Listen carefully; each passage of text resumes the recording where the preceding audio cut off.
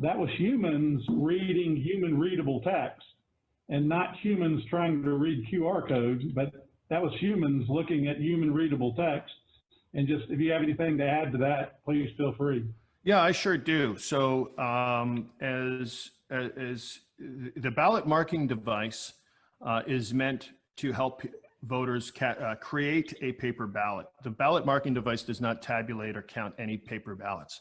That is done by a separate machine whose sole function is to scan and tabulate paper ballots. Our system is capable of running, of printing those paper ballots in a variety of formats, and one of them, which has been used in the state of Georgia, it has a one 8.5 by 11 sheet of paper, and it has human readable text.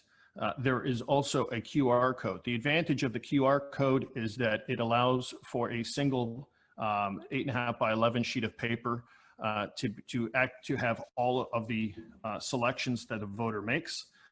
There are critics of this type of a system, and whether the critics have pointed to the fact that the 2D barcode is not readily human readable, which is again, from the standpoint of my company, we're very agnostic when it comes to this. Our system is capable of doing, frankly, anything that your law allows for.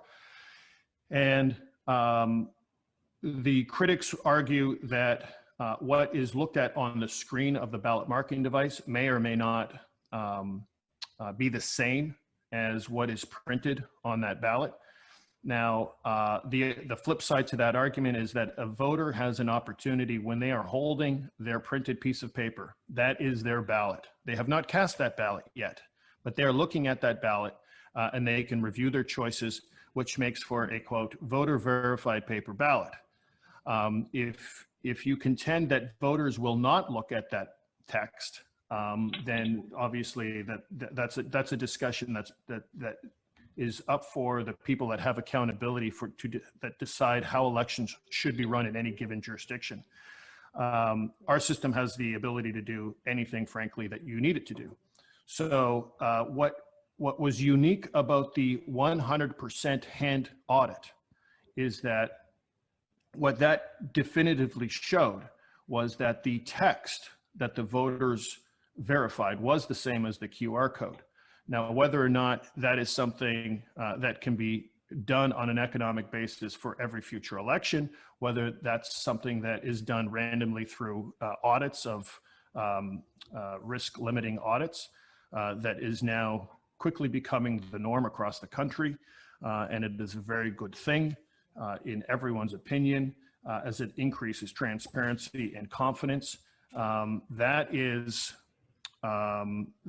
went to definitively show that the text on every ballot of the 5 million ballots was in fact accurate and the same as what the machines reported. Thank you very much, and thank you for your appearance today, and thank you to the Secretary for letting me take a lot of time asking questions, but these are all questions that I've been asked. So since we have access to you today, I figured I would go ahead and do all the ones that I've heard.